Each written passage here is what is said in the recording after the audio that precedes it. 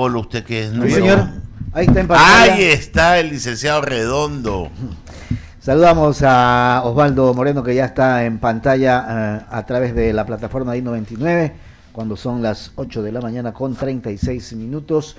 Mi querido Osvaldo, los saludamos desde el panel de I99. Está con nosotros Jaime Velázquez, Enrique San Martín, Cecilia Doret y el abogado Ramiro Cepeda. Quien le habla, Javier Segarra, lo saluda. ¿Cómo le va?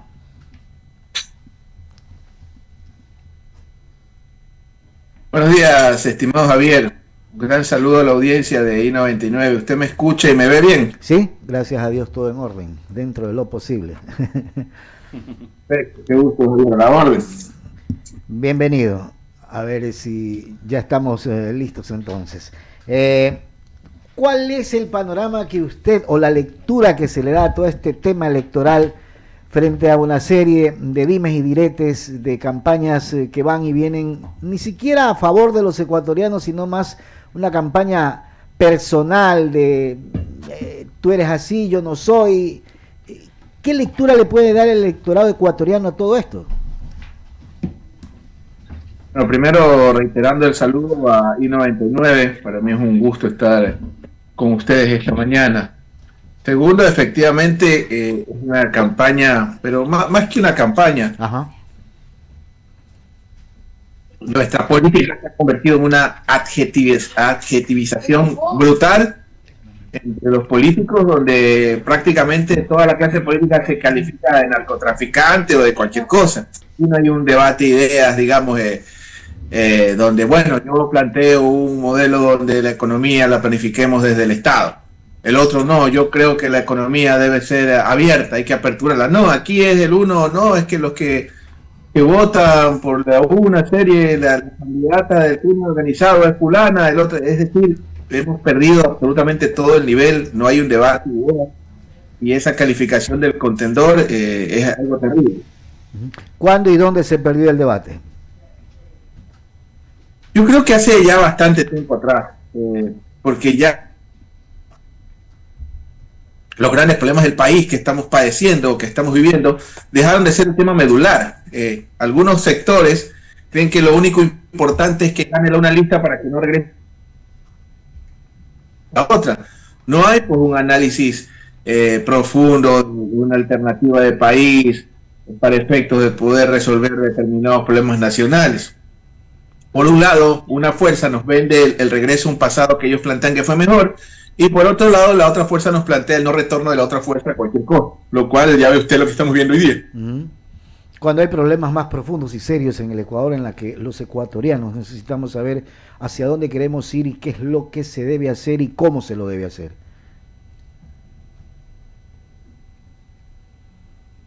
Sí, lamentablemente la foto del Ecuador es espantosa. País más violento de la región, país con tasa de escolaridad de las más bajas del mundo, por no decir de la región, país que no crece económicamente, país con la tasa más alta de jóvenes desempleados probablemente del hemisferio. O sea, los indicadores del Ecuador son espantosos. O sea, esto para mí no es cualquier situación. Yo creería que al paso que vamos, si usted se da cuenta, ya primero nos hablaban de la famosa tabla, que realmente no son tablas, son umbrales que se aplican en todo el planeta para diferenciar un traficante de un consumidor. Luego era no, que la extradición, ya ve usted, no han extraditado, Estados Unidos no ha pedido, ni ningún país ha pedido la extradición de ningún delincuente. Luego no era la extradición, no era la famosa tabla. Luego no, que los militares a las calles, y ahora nos plantean prácticamente sin ningún tipo de fondo traer no sé si Rangers, Marines, legionarios, que seguramente el contrato o el acuerdo les dará impunidad en unidad absoluta. Entonces, si esta no termina siendo falla, ¿qué es lo que sigue? Pues mi querido Javier, ya cascos azules, al paso que vamos, y esto no tiene una solución contundente. Yo creo que la próxima consulta popular nos van a preguntar si queremos ser parte de Colombia o de Perú, porque probablemente por ahí saldrán algunos a pedirse el Estado 51 de Estados Unidos, pero lo más seguro es que el Senado norteamericano nos niegue esa opción y nos plantee la opción de ser un gran basurero atómico o base de ultramar. Entonces, esa es la situación del Ecuador actual, y creo que los candidatos, tanto el candidato presidente como la representante de la otra tendencia, o la representante del señor Correa nos planteen una salida a este problema terrible que el país está viviendo. ¿Resulta ingobernable el Ecuador, Osvaldo? Yo creo que el país ha tenido etapas, primero desde su nacimiento. Yo el otro día estaba en Galápagos, les soy honesto, es como con Medellín, no sé por qué cada vez que estoy a punto de viajar a Medellín se cae el viaje, lo mismo me pasaba con Galápagos. Y estando en Galápagos, recordé un poco de historia, recordemos que quien anexa las Galápagos al Ecuador es el señor Flores, y quien ejerce la soberanía efectiva es el general Villamil, prócer de Guayaquil. Y le pongo este ejemplo porque Flores funda el país, que finalmente es la separación de un proyecto nacional que era la Gran Colombia. Flores incluye el Bajo Cauca, digamos, dentro de ese... Ecuador ejerció soberanía efectiva sobre el Bajo Cauca, es decir, de Popayán hasta el sur. Estuvo Pasto, Ipiales, etcétera, ¿ya? Y lamentablemente, digamos, Flores sale del umbral de ser padre de la patria por su aparentemente participación en el asesinato grotesco de la historia de Sucre. Entonces, el país no es de ahora. Recordemos también en la década de los 60, si no me equivoco, el siglo XIX, cuando tuvimos 4 gobiernos, uno incluso incluido Loja con un estado federal. Estuvo Cuenca, Quito, Guayaquil era con Franco, si no me equivoco, García Moreno con Quito, la Loja federal, y en Cuenca, si no me equivoco, era Borrell. Entonces, el Ecuador ya ha tenido este tipo de crisis. ¿Cuál termina siendo la salida? Liderazgos fuertes que conducen a la nación, como lo hizo García Moreno en su momento. Entonces creería yo que es ahora que tanto la señora González como el señor Noboa, el presidente de la República, tienen que darnos, digamos, mensajes contundentes. Yo creo que el cambio de ministro del Interior cada vez y cuando no tiene sentido en una situación como la que el país vive. Yo le voy a compartir por interno. Ayer veía la tabla de ciudades violentas de la región. Veo ahí que Riobamba y Cuenca están entre las más seguras para quienes quieren irse del país. Creo que hay opciones dentro del país, pero realmente la situación requiere un ejercicio de madurez de toda la clase política de acuerdo a las circunstancias que el país está viviendo. Sin duda alguna. Osvaldo, le voy a dar el paso a Ramiro Cepeda para que continúe con el diálogo. Gracias de mi parte, ¿eh? Todo gusto, Javier, siempre un gusto verlo usted. Querido Osvaldo, ¿cómo te va? Qué gusto. Hola, querido maestro, buenos días. Sí, la verdad es que te escucho. Me acuerdo de cuando aprendíamos que Fray Tomás de Berlanga es el que descubre las Galápagos y Rodríguez Lara el que la anexa como provincia 20ª de el Ecuador allá por el año 72. Un poco para complementar la información que dabas. ¿Le falta seriedad al político ecuatoriano o es que el discurso ha quedado reducido a aquello que se pueda transmitir de manera de cápsula en un dispositivo en que independientemente de lo que transmita, impresione y logre activar alguna neurona tuya que condicione tu actitud para que el día 13 de abril vayas a votar por quien te condicionan y no por quien le hace bien al país? Creo que primero partamos de un principio sagrado, que para mí sí está en piedra, y piedra gruesa, digamos, piedra volcánica, que es la voluntad popular. Para mí no debe existir forma ni manera que ponga en cuestionamiento de ninguna manera la voluntad popular. Eso para mí es sagrado, ¿ya? Por un lado.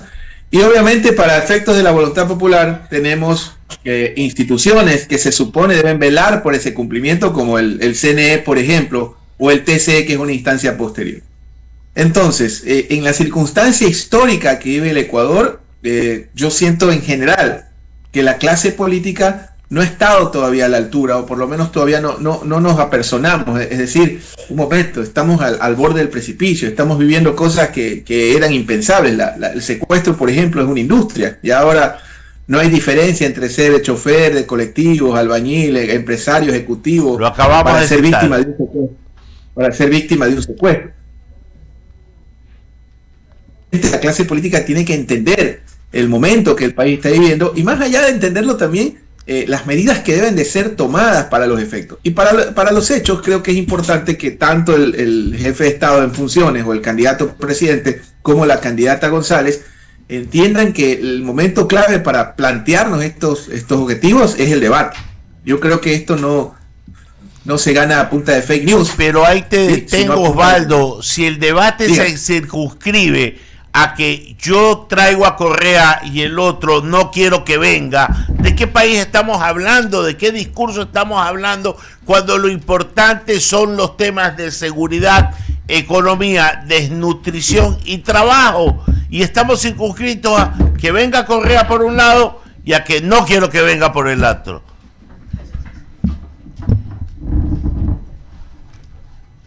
Probablemente, un tema que debería ser eminentemente judicial, lamentablemente es un tema que está en la discusión. Yo, en mi opinión, en mi criterio, el tema de Correa no es un tema de culpabilidad o inocencia, sino de debido proceso, que básicamente por el hecho podemos de estar de acuerdo, pero es lo que está en la discusión, Osvaldo. No, abstraigámonos de lo jurídico, vámonos a lo político y al discurso que está. Eso es lo que se está nadando y es con eso lo que está jugando. Son las cartas que nos están poniendo sobre la mesa. El naipe que tú tienes en base a la lógica y el que yo puedo poner no es con el que se está jugando este proceso electoral de aquí a abril. No, indudablemente es parte de la discusión, pero, insisto, un tema judicial está politizado desde su esencia. Recordemos que el señor fue juzgado de manera express y por influjo psíquico, lo cual sí requiere un debate en el ámbito jurídico, pero en el ámbito político coincido, no debería ser o no debe ser el leitmotiv de la discusión, sino cuál es la solución de los grandes problemas nacionales. El correísmo, y aquí usted me da los elementos para decirle lo que le voy a decir, el correísmo debe de volver a ser ese proyecto nacional que generó bienestar en muchos factores al país en su momento, y no ser un proyecto judicial. Yo creo que ya la justicia, con el tiempo las cosas se ponen en su lugar. Por ahora creo que lo más importante es el país, y el país requiere, bueno, de la lucidez de sus políticos para efectos de salir de esta crisis. Ya el resto es accesorio, el resto deberían, en un país obviamente normal, las instituciones resolverlo. Prendámosles la luz para que tengan lucidez. Le paso a Cecilia, que continúa con la entrevista. ¿Qué tal, Osvaldo? ¿Cómo estás? Te agradezco pues por tus comentarios y partiendo de lo que decía Ramiro, es que realmente el debate hoy en día pareciera que permanece en esa dicotomía eterna. ¿Qué rol tiene la ciudadanía? ¿Cómo la ciudadanía puede ayudar a cambiar la proyección de este debate eterno entre anti y pro y buscar propuestas y exigir propuestas? Bueno, primero, buenos días, qué gusto verla a usted. Debería usted estar solo en el panel y solo escuchar en off a los compañeros. En vez de Ramiro. Con todo respeto, en todo caso, para refrescar un poco, pues. Estoy de acuerdo, Osvaldo. En vez de Ramiro, Cecilia. Y de todos nosotros. Yo creo que todos debemos quedarnos en off y eso, que se quede todos, que solo salga esa cara y por lo nosotros menos se refresque off. un poco. Estamos de acuerdo. Usted también, sí. Eduardo, todos. Bueno, Buenos días, señorita, qué gusto escucharla. Respondiendo a su pregunta, mire, yo creo que es momento y es fundamental que hacer un ejercicio, digamos, ciudadano en función de plantearnos objetivos. ¿Ya? Yo creo que más importante que del país, la seguridad, la crisis, ¿no? Que todos los factores y elementos que estamos padeciendo en este momento. Hay un tema que es sagrado, ¿ya? Que es fundamental. ¿Qué es lo que nos legaron los griegos en su momento? ¿Y qué es lo que nos legan los griegos? No es que andaban casi desnudos hace 3000 años y filosofaban, no, ellos nos legan algo fundamental, que es el ejercicio de la democracia. ¿Y cuál es la participación? Eso fundamentalmente es la democracia, la participación. Eso es lo que los griegos planteaban a la polis. Es obligatorio que todos los ciudadanos, claro, la mitad era esclava porque ellos tenían el pensamiento de que era necesario que la mitad de la población sea esclava porque la otra mitad tenía que trabajar y la otra pensar. Pero en todo caso, volviendo al siglo XXI, que el objetivo es la participación. Creo que los ciudadanos debemos de participar activamente, en este caso en estos foros de opinión, debatiendo, asistiendo masivamente a las urnas, para efectos de que la decisión que se tome, quien gane las elecciones, porque honestamente yo siento que está para cualquiera, ojo, al menos hoy lo veo para cualquiera de los dos, pero quien gane las elecciones tenga la legitimidad suficiente para efectos de poder conducir a la nación en mejores días que son de suma urgencia requeridos. Pero, o sea, la idea que planteas es genial, pero en la práctica es muy difícil invitar a la ciudadanía a que participe, a que asista, a que se involucre en la democracia. ¿Qué opinas de cómo culturizarnos también como sociedad para involucrarnos más, por un lado, y también qué tan válido es el voto de los jóvenes de 16 años, por ejemplo? Bueno, los datos, qué buena pregunta, actualizados, pero por lo menos de la elección anterior hasta desde la reforma de los chicos de 16 a 18 es mínima, es marginal. Si no me equivoco, tendría que ver la última elección, porque a veces el comportamiento cambia, pero ni siquiera el 3% del padrón de chicos de 16 a 18 años ha acudido a las urnas. No, te puedo hablar desde la elección del 23, de la que ganó el presidente Noboa para atrás. No he visto los indicadores de esta elección, habría que revisarlos, pero en todo caso no es masiva la participación, creo que no es un factor, claro, en una elección donde pierdes por un punto probablemente sí, pero no es masivo, digamos, no ha habido mucho entusiasmo en ese sentido. Sin embargo, más que ejercer obviamente el sufragio como tal, lo que tú planteas es fundamental, ese ejercicio ciudadano, esa conciencia de democracia, esa cual hay que sacar adelante, que es lo que yo coincido, yo veo mucha indiferencia, y no solo de los jóvenes, también de gente mayor. Y cuando yo escucho a alguien que me dice que no importa que el país se venga abajo con tal de que no regrese Correa, o cuando alguien me dice que con tal de que pierda Noboa no importa lo que pase, no tenemos un país. Yo creo que requerimos un debate. Bueno, la una alternativa nos plantea qué cosa, una economía planificada desde el Estado. Bueno, pues ese es un postulado, perfecto. ¿Y la otra qué nos plantea? Yo en ese sentido coincido con Basabe, un politólogo de Quito que lo escuchaba el otro día, y es cierto, del otro lado no escucho todavía un planteamiento de un proyecto de país. Lo que siento es básicamente una coalición que viene conformada, que estructuró Moreno realmente en lo político y que electoralmente Lazo la consolidó y Noboa también, una coalición de fuerzas contra el retorno de determinada fuerza, pero todavía no veo yo un plan de país, ¿no? El correísmo nos plantea el reciclar un proyecto de país que tuvieron en determinado momento, que para cierto sector de la población fue un pasado que fue mejor. Yo diría casi para la mitad de la población. Y por el otro lado, todavía yo no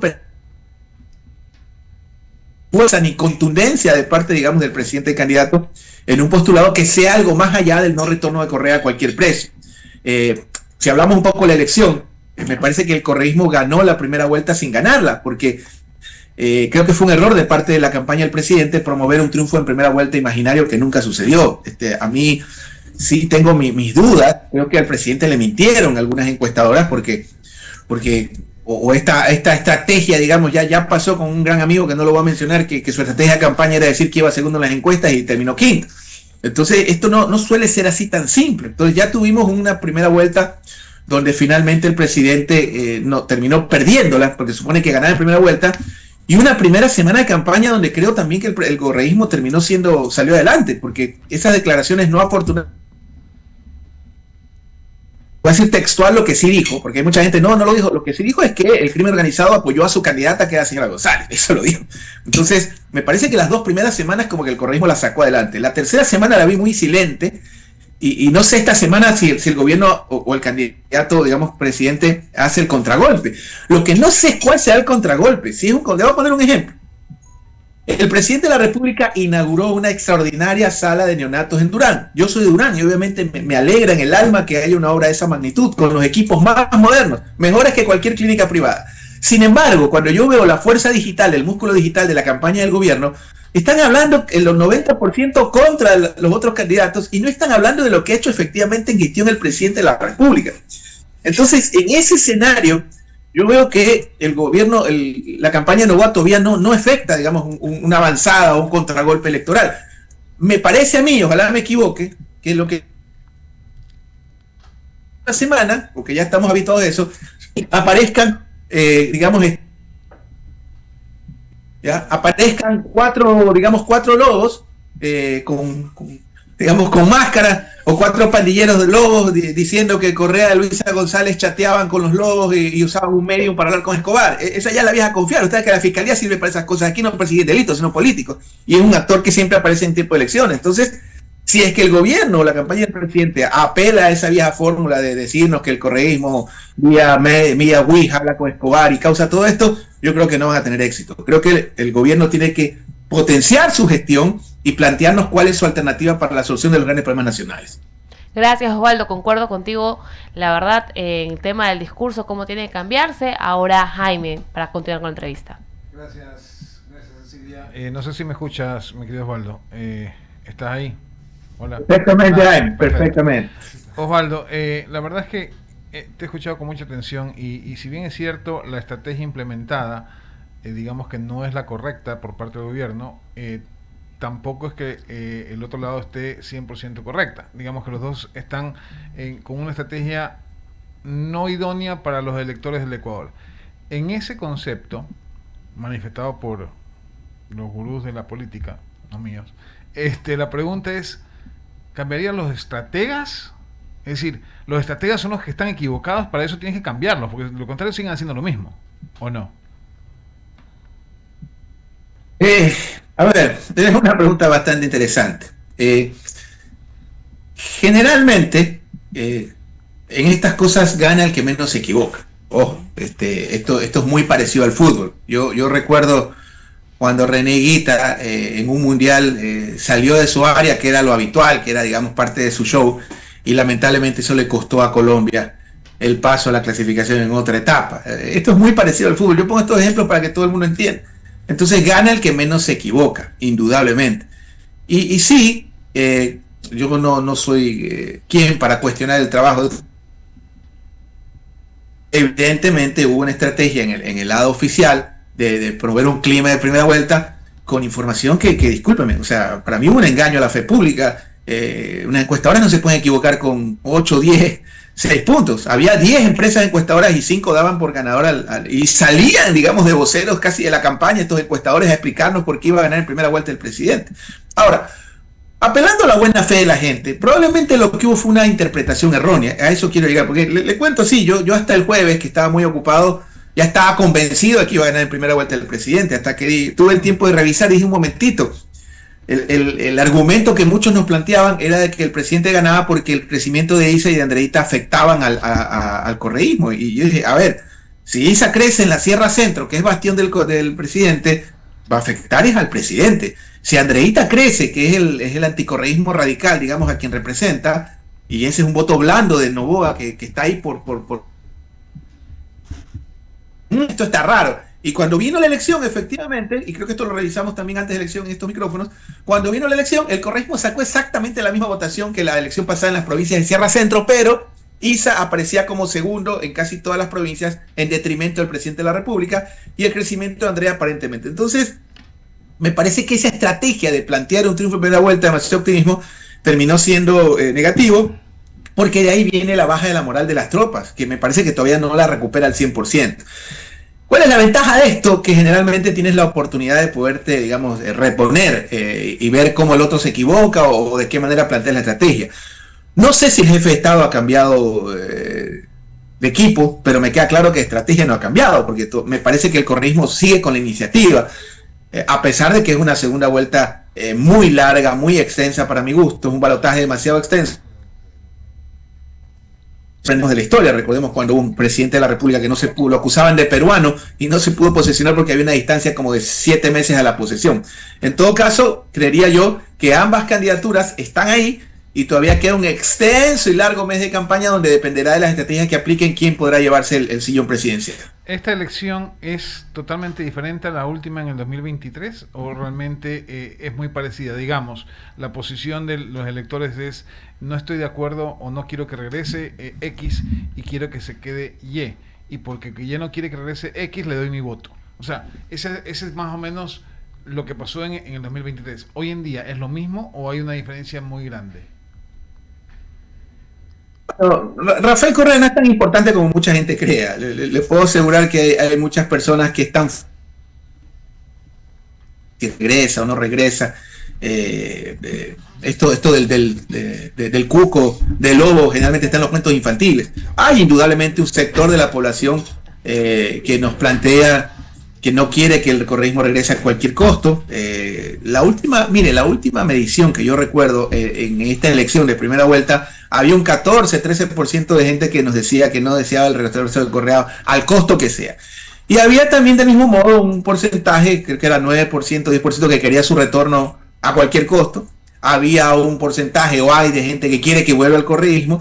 Y hay un segmento siempre de 30, 35 de gente que le es indiferente, que está escuchando, que no se le acaba la vida si regresa, digamos, o no regresa el presidente Correa. Y en eso creo que la señora González ha sido enfática. En el caso puntual de Glass, entiendo que le va a otorgar el salvoconducto, que es lo que dice el derecho internacional. Y en el caso de Correa sí me parece que como que habla un poco más de la justicia en ese sentido, ¿no? En todo caso, creo que deben de existir agendas más importantes que el tema de Rafael Correa. Claro, si fuera yo el que estuviera en sus zapatos, probablemente siente una víctima. De serlo o de no serlo, tiene que ratificarse aquello. Pero yo creo que hay agendas más importantes que un caso judicial puntual, que es el caso del expresidente Correa. Clarísimo, Osvaldo. Le doy el paso a Eduardo Mendoza, que se encuentra con nosotros. Así que adelante, Eduardo, buenos días. Querido Osvaldo, gusto de saludarte. Buenos días y a la audiencia, buenos días. Normalmente yo siempre estoy de acuerdo con Osvaldo, solamente tengo una digresión. Yo sí creo que Diana Salazar ha hecho un gran trabajo, ella ha hecho lo que tiene que hacer y será la historia la que la juzgue. Pienso yo, Osvaldo, tú no piensas eso, pero lo respetamos, nos respetamos y de eso se trata esto, de discrepar, no de todos estar en la misma. Segundo, sí coincido que no se trata de que venga o que no venga una persona, no, es una elección y la gente quiere respuestas. Quiere comida, quiere seguridad, quiere estudios, quiere lo normal que quiere un pueblo, que le den las cosas reales y normales. Si no entienden, o sea, pero mira, la polarización llega a ser hasta absurda, hasta abyecta. El uno dice que no va a venir y el otro dice que sí va a venir. Y el pueblo y la gente, no que sí venga. Perdónenme que yo les diga, y contigo volvemos a estar en cambio de acuerdo, Osvaldo. Hay cosas más importantes que esto. Al pueblo le tiene que importar otra cosa. Y el gobierno y la lista 5 deben de hacer propuestas concretas para salir de la crisis en que vivimos y estamos desde que ellos estaban hasta ahora. Porque la crisis ha existido desde que ellos estaban hasta ahora y no hay nadie que la pueda resolver porque se pasan en estos temas que no son de interés común. ¿No le parece, mi querido Osvaldo? Bueno, querido Eduardo, muy buenos días. Como siempre, mi agradecimiento público a todo tu aporte a la opinión pública nacional y de América Latina. Y sobre todo este trabajo, yo creo que más allá del negocio como tal, porque todos tenemos que vivir de un negocio, admiro y aprecio cómo permanentemente le estás dando rotación a la opinión pública. Yo creo que el 99.9 de toda la opinión pública nacional nos hemos formado en estos micrófonos y te lo digo. Muchas gracias, querido amigo. Te lo reitero una vez más porque en la vida hay que ser agradecido y yo estoy siempre agradecido y sí, ya vamos para décadas discutiendo, a veces coincidiendo, otras veces no, otras veces sí. Te reitero una vez más el agradecimiento. Espero que este legado que tú has construido en vida, que eso es lo más maravilloso, lo prolonguen las generaciones posteriores y quién sabe, tal vez mi hijo sea entrevistado por tus nietos en algún momento, porque entiendo que son ya 3 generaciones de comunicadores que ustedes tienen. Retomando la pregunta, sí, bueno, vamos a discrepar. Me parece que en un país donde hay 99% de impunidad en los casos de asesinato, es decir, de cada 100 casos de asesinato, 99 no han sido juzgados, empezando por el de Villavicencio, yo creo que hay una fiscalía deficiente, pero obviamente esa es mi opinión. Sobre los terceros, el país más importante es lo que tú dices, y siempre se me quedan en las palabras lo que me decías la otra noche bajo la lluvia con tu hijo que estábamos conversando. El tema, pregúntale a estos políticos cuántos verdes dan creo que tú me comentabas que a ti te dan 6 verdes por $1 en la tienda. Esa es la discusión que la gente tiene en su estómago y en su corazón. ¿Y por qué en su corazón? Porque ese verde, o que les parezca, ¿por qué están hablando del verde en esta radio en analistas políticos? Porque esa es la discusión de cuántos verdes le dan por $1 a una señora. Y le digo, yo por ejemplo, el arroz hace 1000 años, ahora solo como verde, porque yo te como un bolón en la mañana y ya puedo almorzar sin probar un bocado hasta las 2 de la tarde, una tarde. ¿Ya? Las madres de familia lo hacen para sus hijos regresen, a veces no tienen ni para el lunch de la escuela. Entonces, esas discusiones ciudadanas, de fondo, el precio del pasaje de colectivo, la comida, el empleo, esas discusiones, los cupos en la universidad, y en eso estamos de acuerdo. Nadie le está hablando, nadie nos está diciendo con contundencia. Y si, habiendo queridos amigos en el comité de debate, que entiendo que bueno, que es peor que no lo tuviéramos, yo creo que tiene que ampliarse ese ejercicio con la participación de la universidad. En este caso yo creería que debería ser una pública, voy a hablar por hablar, podría ser la ESPE o la ESPOL en Quito o acá en Guayaquil, y por la Universidad de Guayaquil aquí en Guayaquil, y la UVE, podría ser, yo sé que al doctor Ortega estos ejercicios le encantan, podría ser en la de mi amigo el finado Santiago Gacotena, ¿no? Nunca olvidaré que teníamos una posición total, absolutamente en los extremos ideológicas, y 2 veces me cocinó en su casa, nunca lo olvidaré a mi esposa, que en paz descanse el doctor. Podría ser la San Francisco, podría sernos la UGLA, que 2 universidades planteen un ejercicio y otro ejercicio, y el del CNE. Porque no hablamos de temas de fondo, no hemos hablado de política exterior, que me parece nefasta la que hemos tenido. Yo creo que es la peor política exterior desde que somos república, la que tenemos actual con la señora, casi digo Coco Chanel, ¿cómo es no me acuerdo el apellido. Por otro lado, tenemos, digamos, no hemos hablado de educación. Tenemos la tasa más baja de la historia, 86% de escolaridad cuando teníamos 97%. Eso también lo discutimos contigo, ¿te acuerdas? En el otro foro de nuestro amigo Jorge Escobar. Sí, tenemos ahorita la tasa de inseguridad más alta de la región. Tenemos una tasa macabra. En Ecuador es donde más niños se asesinan, ¿sí? Después, obviamente, del Estado genocida de Israel, que ese es un caso en un país que está en guerra, pero acá no. Acá se asesinan más niños en un país que no está en guerra. Ayer asesinaban a una criatura con sus padres en brazos.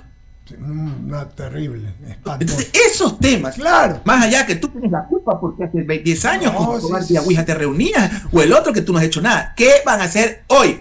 ¿Qué van a hacer ustedes a partir del 24 de mayo? Dejen la lloradera. El 24 de mayo ustedes, cualquiera de los dos, señora González o señor Novoa, tienen la responsabilidad. ¿Qué es lo que van a hacer? Desde mi opinión, la solución no son Rangers, no son legionarios, yo creo que la solución son políticas de Estado firmes en materia de seguridad que tienen que plantear, porque para eso pagamos impuestos los ciudadanos. Querido Osvaldo, coincidimos plenamente en esto. Te mando un abrazo a nombre de todos, Osvaldo Moreno, y esperamos verte muy pronto, querido amigo. Darte un abrazo personalmente. Saludos en casa. Gracias, Eduardo querido, y gracias, y un saludo a todos. Y ya sabes mi recomendación, ponga a la señorita nomás y el resto quedémonos en off. Nada más, estamos de acuerdo. Un abrazo, querido Osvaldo. Y vamos a abrir espacio a las menciones publicitarias, por favor, y decimos que... Sí, señora, atención amantes del shopping, el centro comercial Malecón es tu destino ideal. Descubre